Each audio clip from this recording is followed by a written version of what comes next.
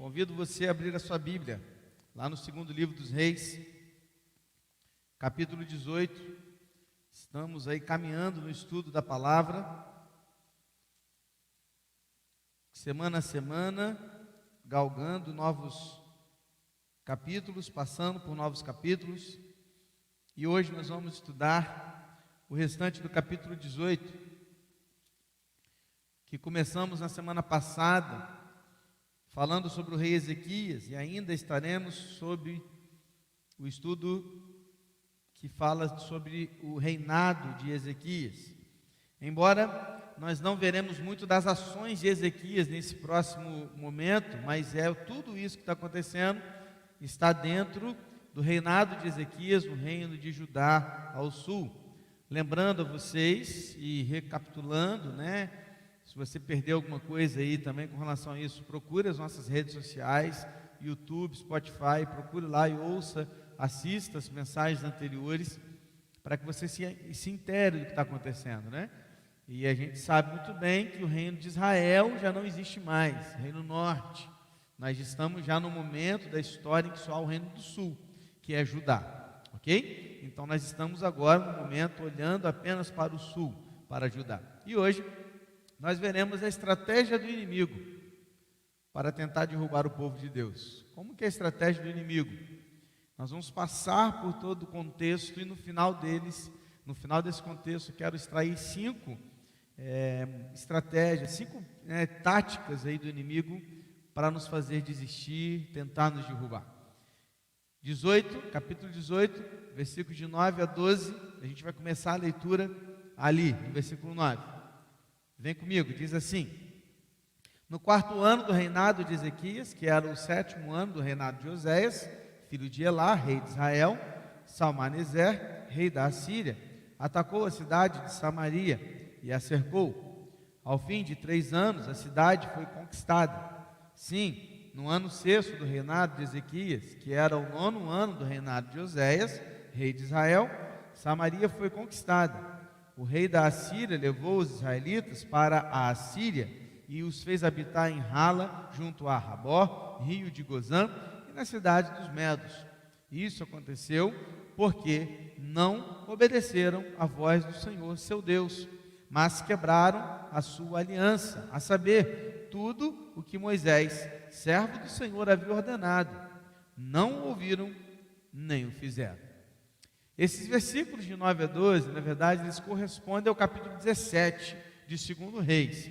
Ele é meio que um momento ali que o autor ele fala novamente a respeito de como a Síria conquistou Israel, de como a Síria conquistou Samaria. Então, esses versículos, na verdade, eles estão nos levando de volta àquilo que aconteceu com Israel, reino do norte. Lembrando de como eles foram conquistados pela Assíria, com letra A na frente, não Síria, mas Assíria, ok? Então a Assíria conquistou Israel, reino do norte, Samaria. E os versículos de 9 a 12, eles são apenas um relato em poucas palavras do que aconteceu no ataque de Senaqueribe em Samaria, quando ele os conquistou. Por isso que aí, nesse texto que a gente leu, ele ainda citou o rei Oséias, que foi o último rei de Israel, reino norte. Apenas por essa razão, porque ele está recontando, falando novamente a respeito do que havia acontecido em Samaria. E ele deixa aqui, é claro que o autor ele tinha um objetivo aqui, Deus tem um objetivo aqui com tudo. E o objetivo aqui era falar a razão pela qual Samaria foi conquistada. Você percebeu? Você prestou atenção na leitura? Porque a leitura deu a razão. Por que Samaria foi conquistada pela Assíria? Por que eles foram levados escravos e foram exterminados? Não mais havia um reino de Israel. Está aí, E isso aconteceu porque não obedeceram à voz do Senhor, seu Deus, mas quebraram a sua aliança. Qual aliança? A saber, a aliança feita com Moisés, lá atrás, com Abraão, lá atrás. Então, o povo de Israel desobedeceu, desonrou o Senhor, e por esta razão eles estavam sofrendo esta situação toda de serem levados cativos e exterminados, então, nesse período. Versículos de 13 a 16, a gente vai olhar de novo para o sul. E aí vamos ver o que está acontecendo aqui. Vamos lá. No 14º ano do reinado de Ezequias, Senaqueribe, o rei da Assíria, atacou todas as cidades fortificadas de Judá e as conquistou. Então, Ezequias, rei de Judá, enviou mensageiros ao rei da Assíria, que estava em Laquis, dizendo: eu errei, pare de me atacar e cumprirei tudo o que você me impuser. Então, o rei da Assíria impôs a Ezequias, rei de Judá, um tributo de 10 toneladas de prata e 1 tonelada de ouro. Ezequias deu toda a prata que havia na casa do Senhor e nos tesouros do palácio real. Foi quando Ezequias arrancou o ouro que havia nas portas do templo do Senhor e nas ombreiras, o ouro com que ele, o rei de Judá, as havia revestido, e o deu ao rei da Assíria. O que está acontecendo aqui, gente? Paramos no versículo 16. O rei da Assíria, ele veio conquistando tudo. Ele foi lá, foi pegando povo atrás de povo, pegou Samaria, Israel, foi pegando. E aí ele começou a atacar Judá pelo sul. E começou a conquistar algumas cidades fortificadas de Judá. Ezequias, o rei de Judá, ainda não havia dado, feito algum acordo com Senaqueribe. Ele estava se resistindo. Até o momento que ele percebeu que não ia adiantar mais resistir, ele ia perder. Aí o que ele falou? Ele virou para o rei e falou assim: para tudo, eu me rendo. Eu errei. Eu vou refazer o meu erro, quero consertar meu erro. O que você quer? Aí o rei Senaqueribe, o rei da Síria, pediu uma bagatela de 10 toneladas de prata e 1 tonelada de ouro. Né? O que é isso? Né? Uma coisinha à toa ali, um negocinho assim. E aí o rei Ezequias falou assim: bom, eu preciso fazer isso. A ideia do rei era primeiro assim: vou resolver esse problema para depois tentar ver como que eu vou fazer depois. Deixa eu resolver o problema agora.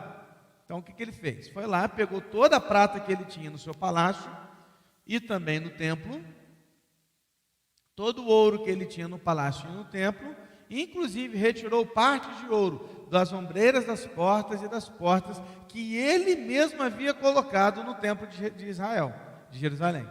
Tirou isso tudo, fez um montante do presente lá e entregou a Senaqueribe, entregou ao rei da Assíria.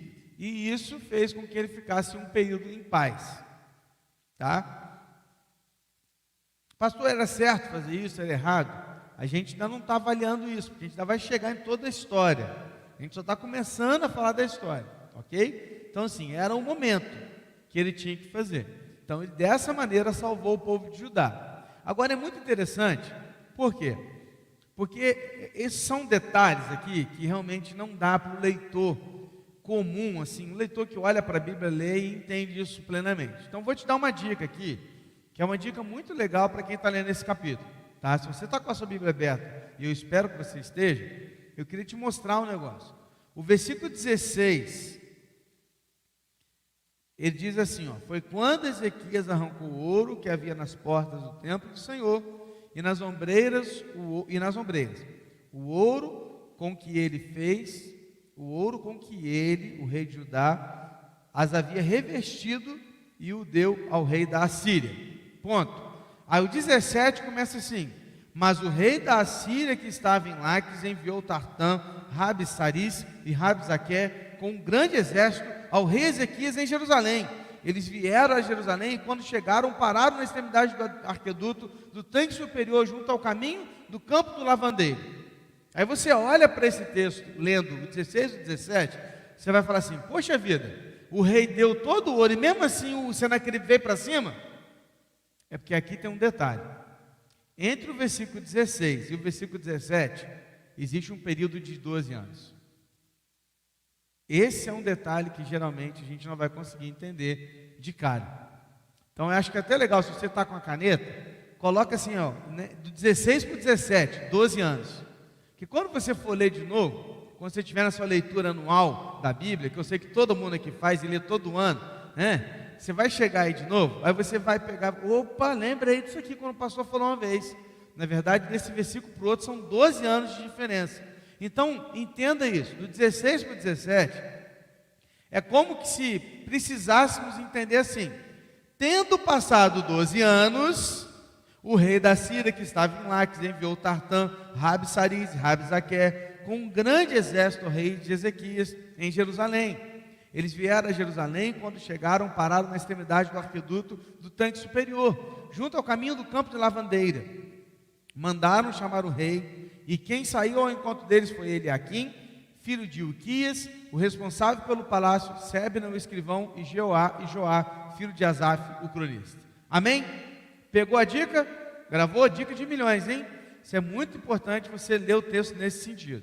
Então, naquele primeiro momento, o Senaqueribe ficou de boa, voltou para casa. Só que passados 12 anos, Ezequias estava de novo resistindo. Como ele começou a resistir de novo, Senaqueribe mandou 3 camaradas lá, falou: ó, eu quero 3 dos meus homens, vocês vão lá. Aí na leitura que a gente viu aí, a gente leu 3 nomes que o Senaqueribe mandou, no versículo 17: Tartã, Rabsaris e Rabsaque. Leu aí? Viu comigo? Na verdade, esses 3 termos não são nomes, são títulos. Tartã significa comandante-chefe do exército. Então ele não é o nome dele, é como se estivesse escrito aí: eu mandei o general, era o comandante do exército. Rabsaris é chefe do comando, ou seja, é um outro líder de exército que não menor um pouco que esse Tartã. E o terceiro é o título de um oficial de alto escalão lá dentro da Síria. Ele era conhecido como chefe dos guarda-costas, era um oficial-chefe, ou seja, ele representava aquele que era líder da guarda real, daqueles que protegiam o rei Senaqueribe, e conhecido também como porta-voz de Senaqueribe. Então, o cara que ia falar era ele, beleza? Então, quando você lê de novo esses 3 nomes, você não está lendo 3 nomes, você está lendo 3 títulos, beleza? E eles se encontram com 3 pessoas lá em Judá. Então, quem que vai ao encontro deles? Então, vamos lá. Chegaram esses 3 representantes da Síria, pararam lá em Judá, Jerusalém. Vieram 3 homens de Judá para conversar com eles. Ok? Quem são esses homens? Aí sim, nomes. Eliaquim, está no versículo 18. Quem que era Eliaquim? Era um tipo de primeiro-ministro. Era o segundo homem abaixo do rei, era ele que mandava. Então era o mordomo, era o primeiro-ministro, tá? Além de Eliaquim foi o Sebna, que era o secretário de Estado, por isso o escrivão, e por fim Joá, que era o chanceler ou o cronista. Então esses 3 homens, eles foram se encontrar com esses 3 outros da Assíria. E ali aconteceu uma reunião. Essa reunião aconteceu num lugar chamado de Arqueduto.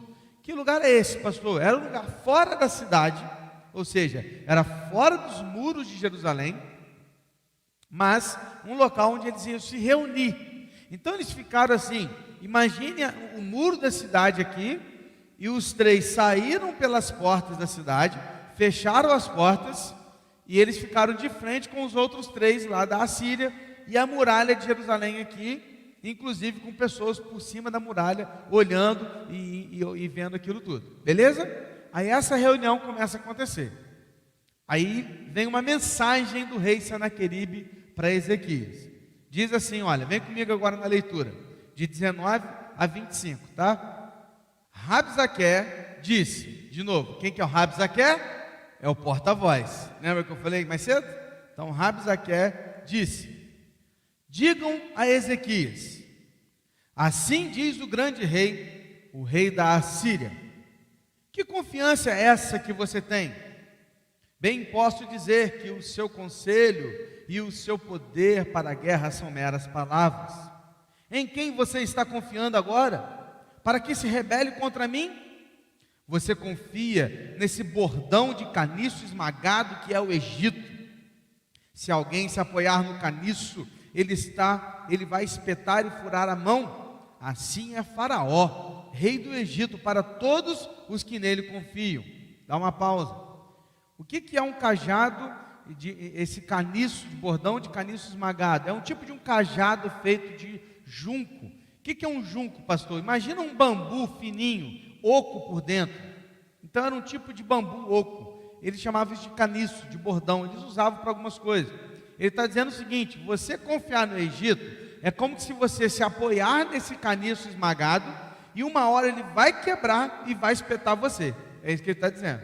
Ou seja, confiar no Egito é como entender que uma hora o Egito vai quebrar e você vai sofrer as consequências por isso. Ok? Aí vamos lá, continua o texto.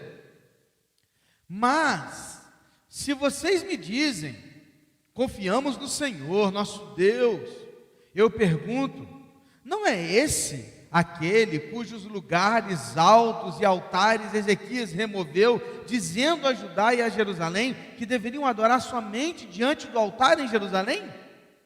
Presta atenção, irmãos, o que ele está fazendo? Ele está confundindo a cabeça do povo. Sabe o que ele está falando? Quem que foi o único rei que teve peito para arrancar os altares do povo? Quem que foi? O rei Ezequias, lembra disso? Aí ele está dizendo o seguinte para eles: vocês estão confiando nesse rei aí? Ele tirou a oportunidade de vocês de adorarem a Deus. É isso que ele está dizendo. Agora vocês têm que ir para o templo.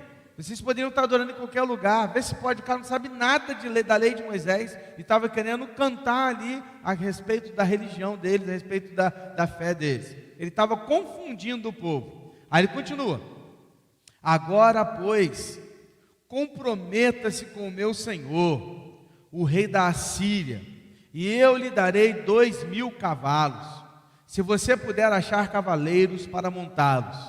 Isso aqui, queridos, é uma maneira de ostentar e de zombar do outro povo. Ele está dizendo o seguinte: se vocês se entregarem para mim, vou fazer um favor para vocês, vou dar 2.000 cavalos para vocês. Mas nem sei se vocês vão ter cavaleiros para cavalgar, porque eu acho que vocês nem sabem usar isso. É isso que ele está dizendo. Mas ele fala assim: vem, me sirva a gente. É isso que ele está dizendo. Aí continua o texto: como você poderia repelir um oficial do meu senhor, o rei, mesmo que seja um dos menores, e confiar no Egito para obter carros de guerra e cavaleiros? Será que você pensa que é sem o consentimento do Senhor Deus que eu vim contra este lugar para o destruir? Foi o próprio Senhor quem ordenou que eu atacasse esta terra e a destruísse.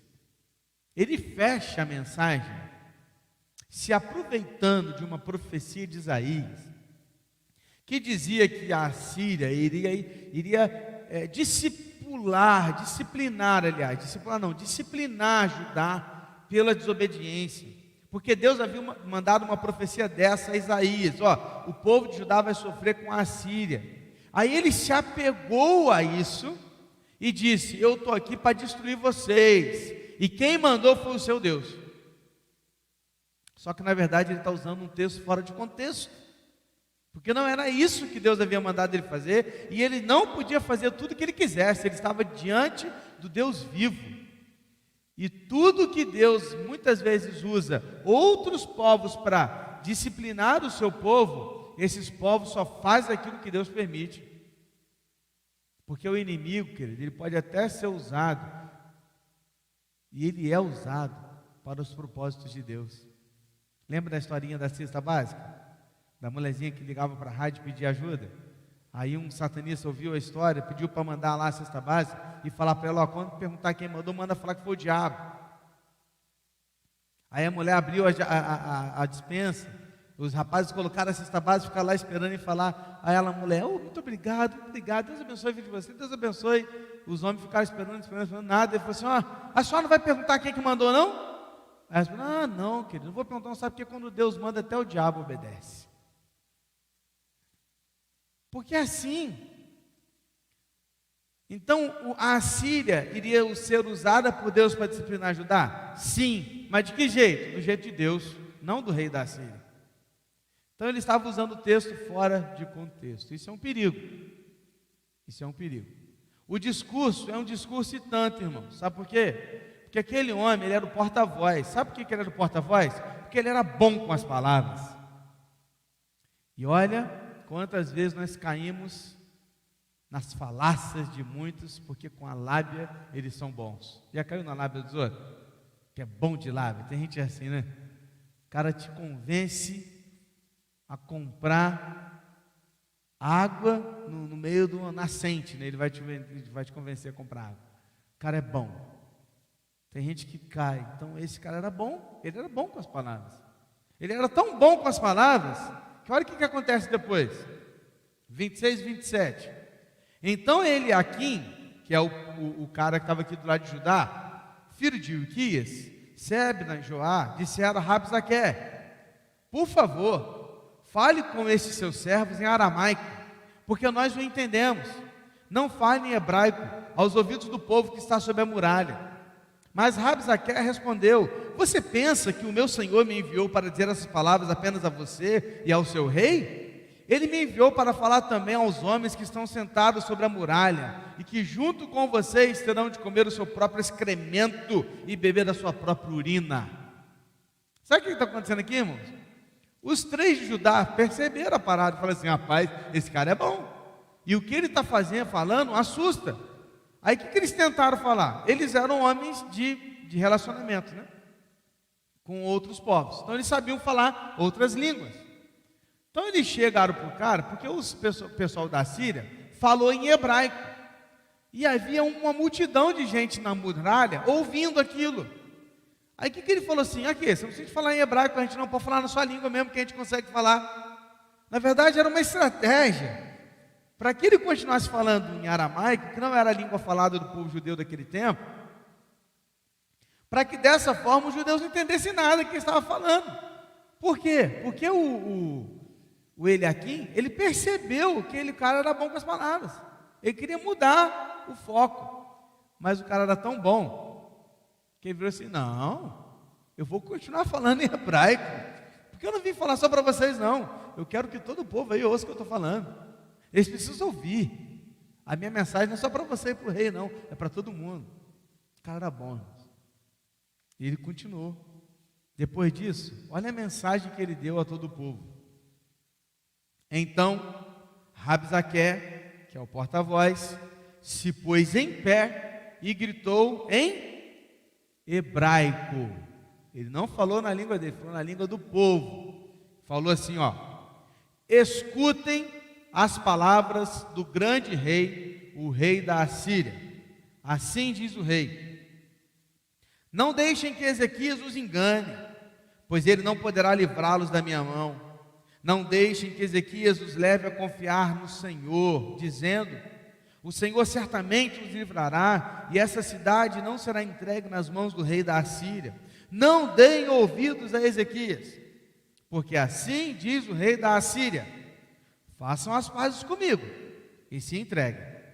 Então cada um comerá a sua própria videira e da sua própria figueira, e beberá água da sua própria cisterna, até que eu venha e os leve para uma terra como a de vocês, terra de cereal e de vinho, terra de pão e de vinhas, terra de oliveiras e de mel, para que vocês vivam e não morram. Não deem ouvidos a Ezequias, porque ele está enganando vocês ao dizer: o Senhor nos livrará. Será que os deuses das nações puderam livrar cada um a sua terra das mãos do rei da Assíria? Onde estão os deuses de Ramate, de Arpade? Onde estão os deuses de Sefarvaim, Rena e Iva?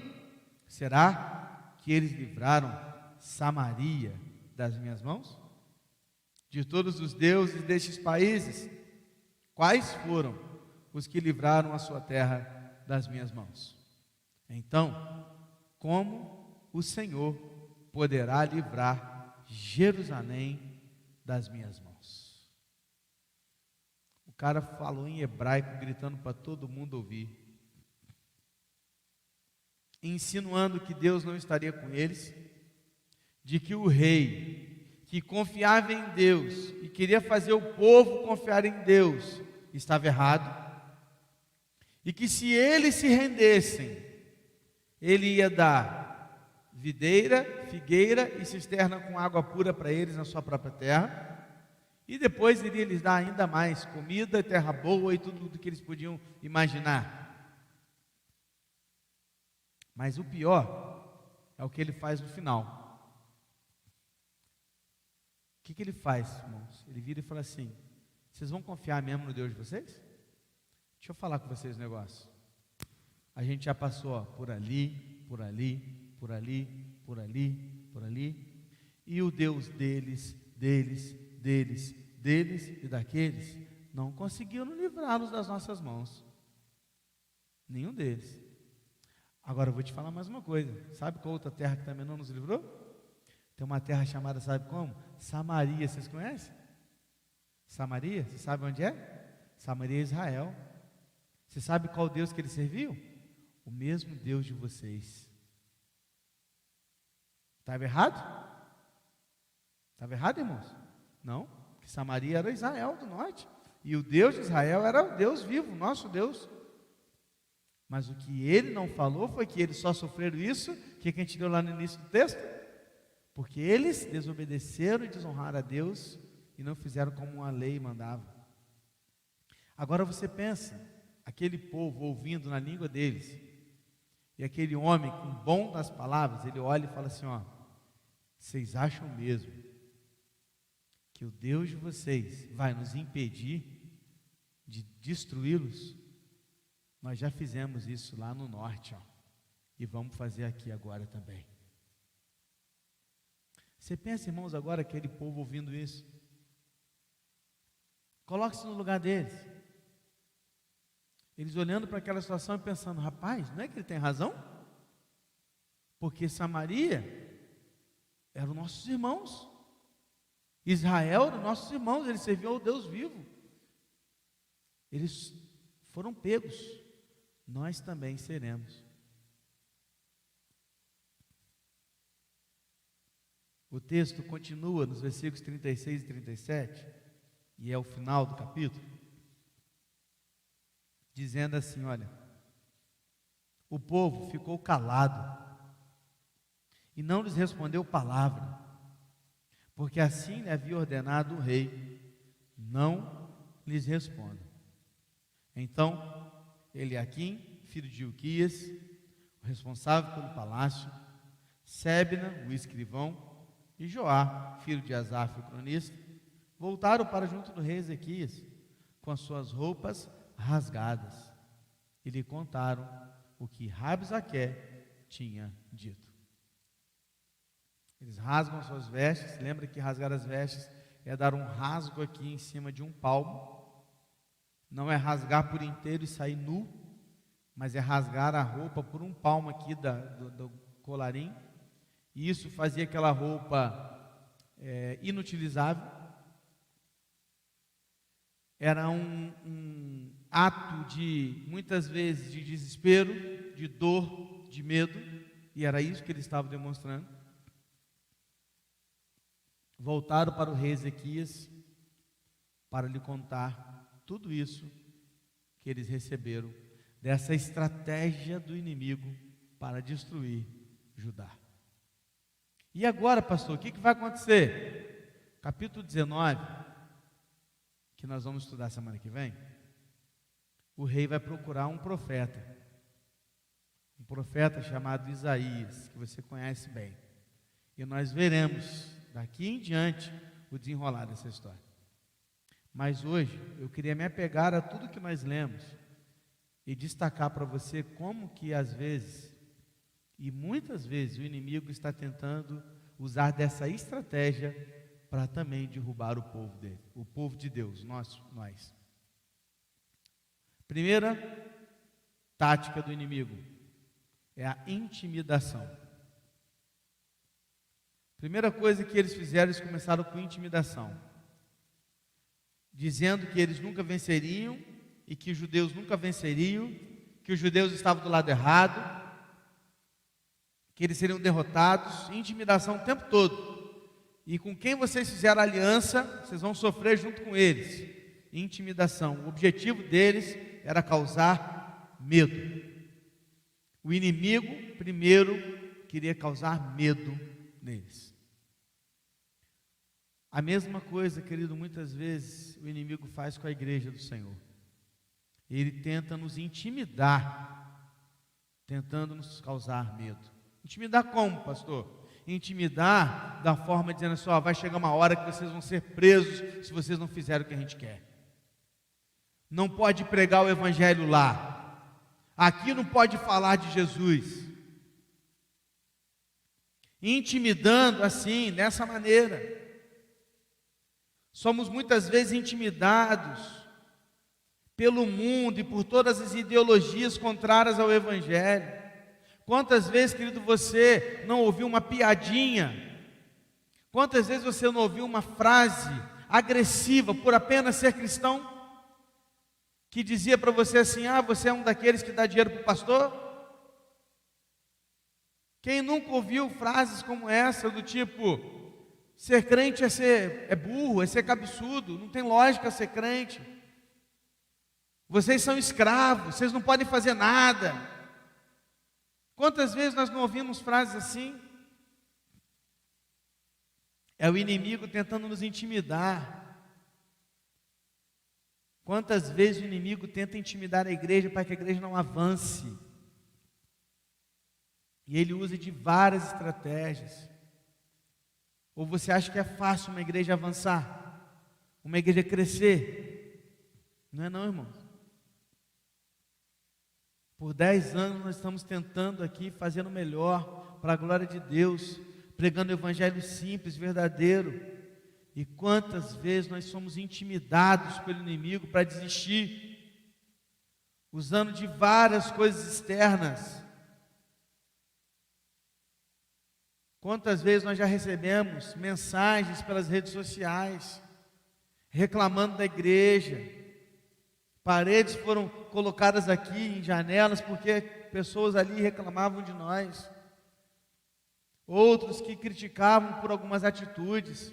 Uma vez eu fui encontrei com uma pessoa na rua, e eu conhecia já essa pessoa de uma outra situação, ele não é crente, não tem nenhuma situação envolvida com o evangelho. Ele falava assim comigo, assim, eu não concordo com bazar na igreja. Começou a brigar por causa disso. Ou seja, de várias e várias formas, intimidando muitas vezes o agir da igreja. O inimigo, ele está tentando nos intimidar, queridos.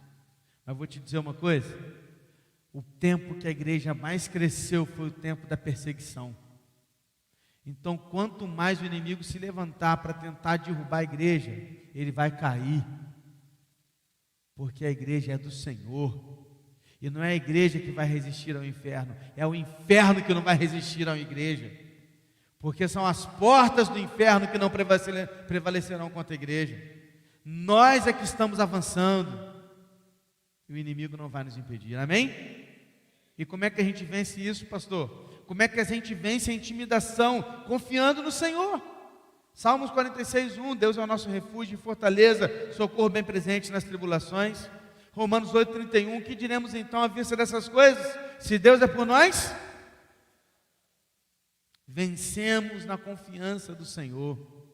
Não baixamos a guarda, mas avançamos, porque o inimigo não vai nos intimidar.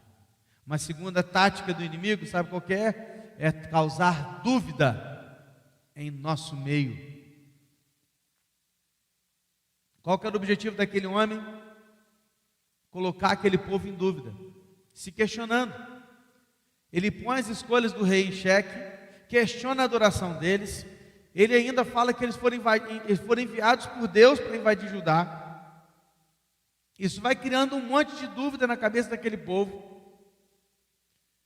Usou de estratégia para dizer, vou te prometer isso, você tem aquilo mais, vem comigo que você vai ser feliz e tal e tal. E aquele povo olhando, ficando em dúvida sobre todas as coisas que estavam acontecendo. Não é diferente nos dias de hoje, querido. Aliás, nunca foi, nunca será diferente, porque começou lá no Jardim do Éden. Como é que a serpente começou a tentar Eva? Colocando ela em dúvida. Ah, você vai morrer se você só tocar na árvore, né? Não é só tocar. E ela começa a entrar em dúvida, se questionando. Assim, querido, é a mesma forma que o inimigo está fazendo na igreja. Ele vai colocando dúvidas no meio da igreja. Dúvidas de que sentido, pastor? Dúvidas do tipo assim, será que é errado mesmo fazer aquilo? Será que tem pecado mesmo? Como Mas o que tem? Fazer um aborto? Qual o problema com aquela situação? Qual o problema daquele outro? Sabe, a gente começa a colocar em xeque coisas dentro da igreja. Preciso mesmo ir à igreja? Será que eu preciso mesmo ir aos cultos? A pessoa fica em dúvida. Em casa eu assisto na televisão, eu ouço a palavra, eu sou crente, eu não faço nada de errado, eu não bebo, eu não fumo, eu não roubo, eu não mato, ele lista todos os 10 mandamentos. Eu posso ser igreja em casa, qual o problema? A dúvida. Será que a Bíblia é mesmo verdadeira, por completo? Mas será que não tem coisa aqui que está errado? Será que ela é suficiente? Será que ela é inerrante? O liberalismo teológico, querido, coloca essas dúvidas. Será que Jesus ressuscitou de verdade? Será que realmente Maria era virgem? Será que aconteceu? Essas são as dúvidas. Dúvidas que são colocadas no meio da igreja, para que a gente comece a se perguntar: será que Deus vai mesmo mandar alguém para o inferno? Nossa, mas será que Deus é tão ruim assim? Dúvidas, dúvidas e dúvidas no meio do povo. E como que a gente vence a dúvida? Conhecendo a palavra de Deus. Como é que eu venço a dúvida? Oséias 4,6 diz o quê? Meu povo está sendo destruído porque eles falta conhecimento. Pai. Como é que Jesus venceu a tentação, queridos? Com a palavra. Quando o inimigo falava para ele lá e colocava ele em dúvida: você não está com fome? Aí, nem só de pão viverá o homem. Palavra. Não tentarás o Senhor teu Deus. Palavra. Palavra. Se você quer vencer a dúvida, conheça a verdade. Lembra da história do dólar? Como é que lá a equipe lá dos Estados Unidos faz para descobrir a nota falsa? Porque aparecem centenas, talvez milhares de tipos de notas falsas. E eles não pegam uma mesa e começam a trazer todas as notas falsas para conhecer as notas falsas, não. Eles param numa mesa grande, colocam uma nota no meio. E a verdadeira. E a nota verdadeira eles vão destrinchando. Ela é verdadeira por causa disso, por causa disso, por aqui, tem isso, tem aquilo, tem aquilo outro, aquele número, aquela linha, aquilo aqui, tal, esse tamanho e tal. Eles destrincham tudo, eles sabem todos os detalhes da nota verdadeira. É só conhecendo a nota verdadeira que você vai descobrir qual é a falsa. Quer vencer as dúvidas?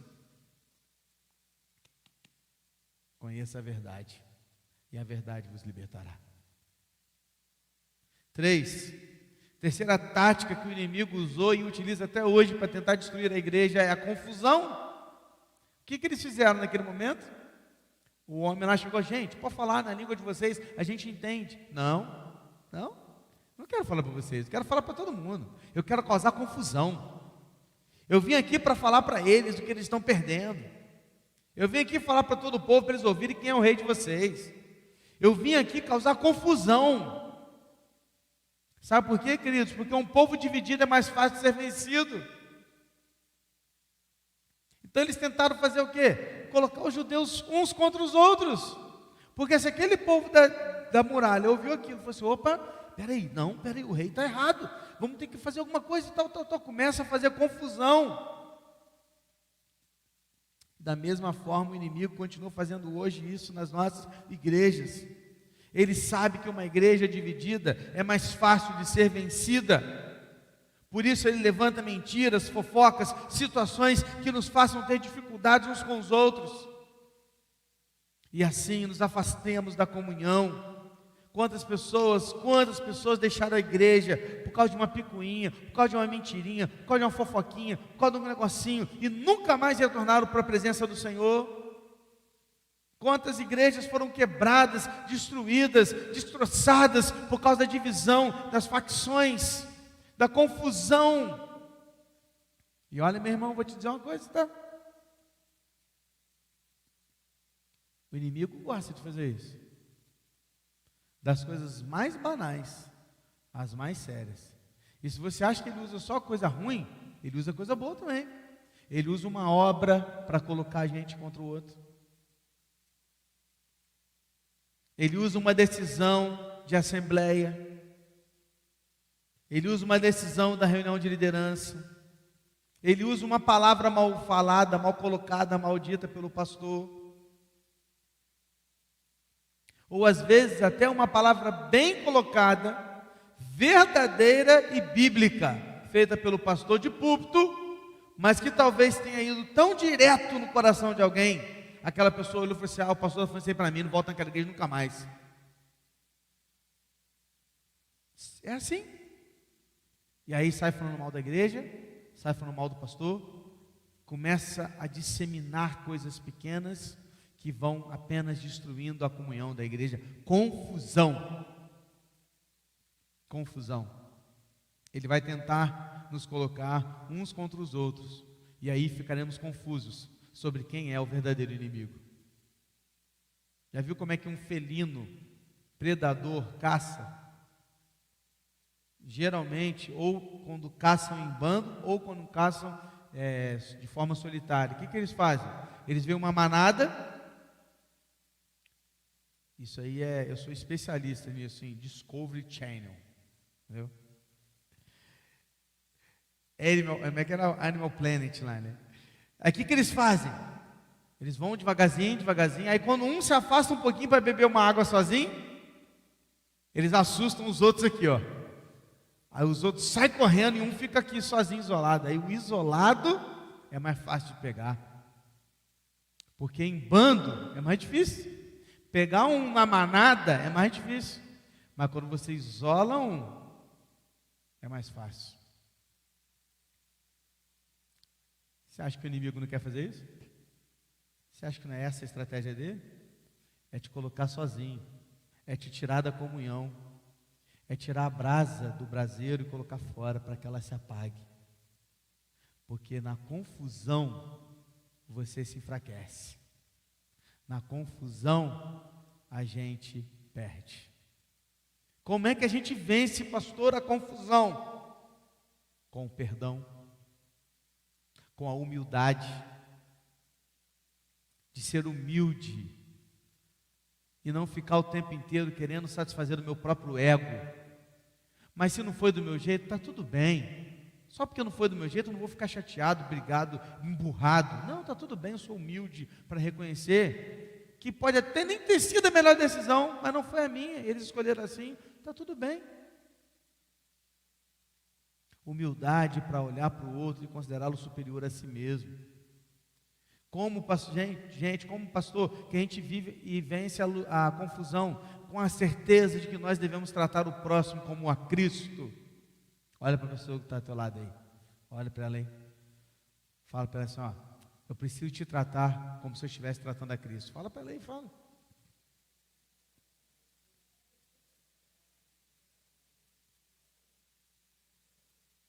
Talvez seja mais fácil. Talvez você não falaria mal de Cristo, né? Talvez você não faria uma fofoca no nome de Cristo. Talvez você não mentiria a respeito de Cristo. Ou talvez você não ficaria com raiva de Cristo, porque Ele falou a verdade para você. Como eu venço a confusão, pastor? Com a convicção do maior mandamento, que é amar a Deus acima de todas as coisas e amar o próximo como a mim mesmo. Amém? 4. Incredulidade,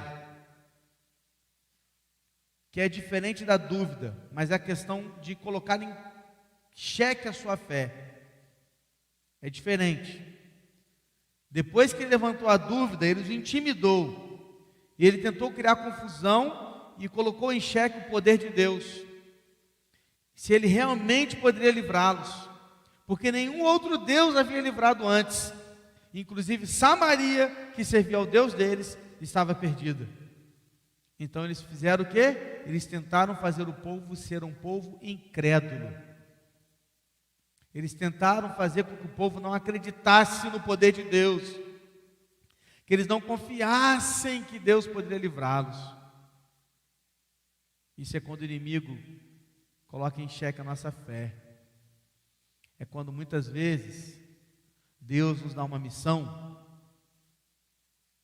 quando Deus chama uma igreja para uma missão específica, porque toda igreja tem uma missão geral, mas uma missão específica, e o pastor, e a liderança, os diáconos, os irmãos entenderam o que é a nossa missão, mas o inimigo vai fazer com que alguns comecem a falar uns com os outros, mas será?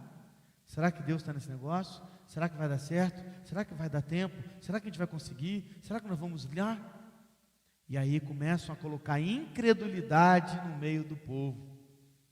E aí de novo, não é a dúvida de várias questões, mas incredulidade é no sentido de não crer que Deus pode fazer o sobrenatural. De não acreditar que Deus pode transformar uma família. É a incredulidade de muitas vezes que nós não cremos que Deus é único e invencível. É quando duvidamos se Deus realmente está conosco nos momentos mais difíceis da nossa vida. Incredulidade é vista em nossos atos, quando dizemos crer em Deus, mas vivemos como se Ele não existisse. Somos incrédulos quando não oramos ou lemos a Bíblia. Incredulidade é vista em nosso dia a dia, quando não confiamos em Deus, tudo que temos e tudo que somos.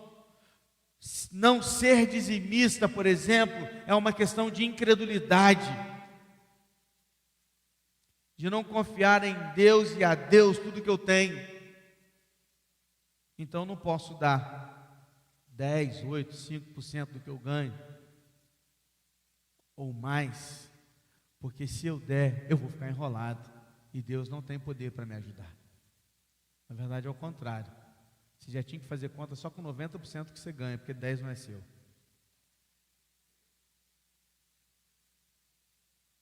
Incredulidade é uma tática do inimigo, fazendo uma igreja cair. Como vencemos a incredulidade, pastor? Exercitando a fé. Como é que se vence a incredulidade? Com a fé. Como é que eu exercito a fé? E de novo, queridos, é o feijão com arroz, é a comunhão da igreja, é a pregação da palavra, é a leitura bíblica, é a oração, é isso, é o servir, é o se colocar à disposição, é o fazer o mais, e a gente vai exercitando a fé. Como que eu venço a incredulidade, pastor? Olhando para trás, para rever tudo que Deus já fez em minha vida, e que Ele pode fazer muito mais.